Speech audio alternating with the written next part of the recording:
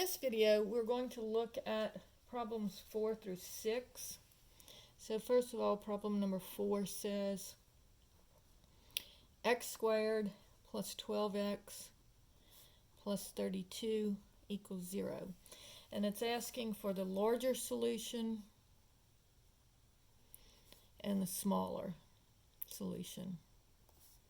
So we'll give those in a second.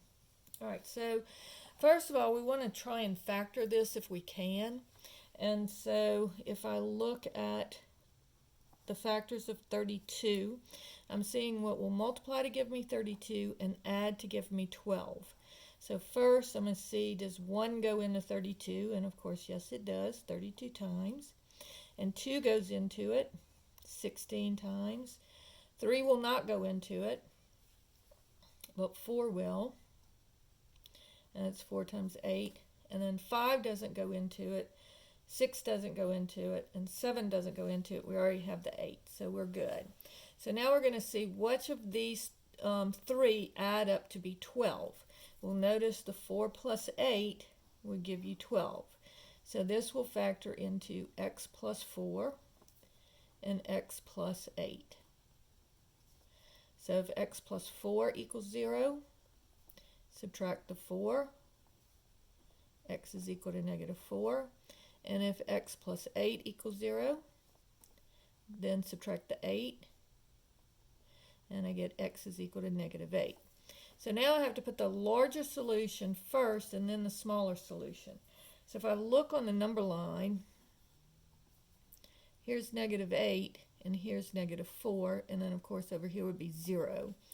And so notice that negative 8 is to the left of negative 4, so it's smaller. And you can also think about, what would you rather do, owe somebody $4 or owe somebody $8? So the larger number here is negative 4, and the smaller is negative 8. All right, so that's problem number 4.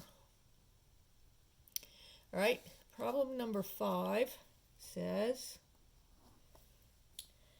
4p squared minus 3p minus 3 equals 0. And this one is going to be a hard factoring because notice that the leading coefficient is not 1.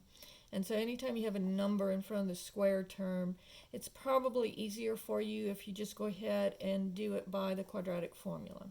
So here I'm going to let a equal 4, b is negative 3, and c is negative 3. So remember, the sign goes with the number, and so b is the number, the a is the number in front of the squared term, b is the number in front of the variable to the first power, and then c is the constant term. All right, so here p is going to be equal to negative b plus or minus the square root of b squared minus 4ac all over 2a. And so that would be the opposite of negative 3 is going to be positive 3 plus or minus the square root of negative 3 squared minus 4 times a, which is 4, times c, which is negative 3, all over 2 times a, which again is 4. All right, so doing the arithmetic here, you would have 3 plus or minus, and if you just make sure when you do this, you square the negative. So you're going to open parentheses, negative 3, close parentheses, squared. Then minus 4 times negative 3. And then when you do that, this is going to equal 57 over 8.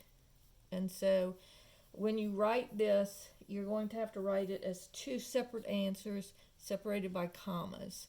And so this would be equal to 3 plus the square root of 57 over 8, comma, 3 minus the square root of 57 over 8. Or if you want to punch it in your calculator, you can do that as well. All right, so that's problem number 5. Problem number 6 is when the variable is raised to a fractional power. So this is x plus 6 to the 5/7. And so what we're going to do here is we want to get rid of this 5/7, but it's an exponent.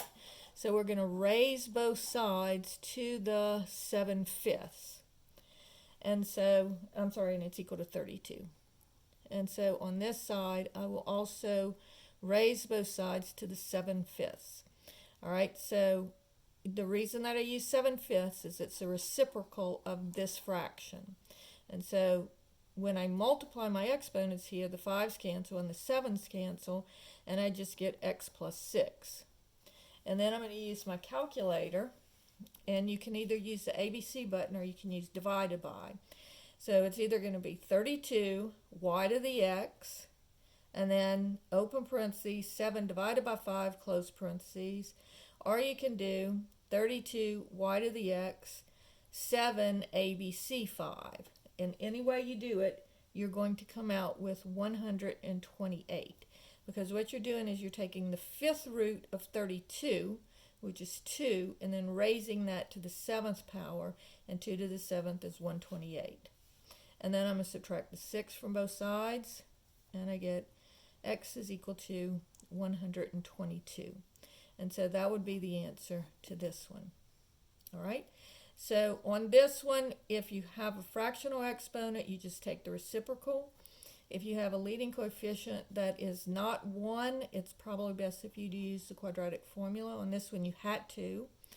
And then on this one, the leading coefficient is 1, so more than likely you'll have one that you have to do by factoring and one that you have to do by the quadratic formula. So that's problems 4 through 7.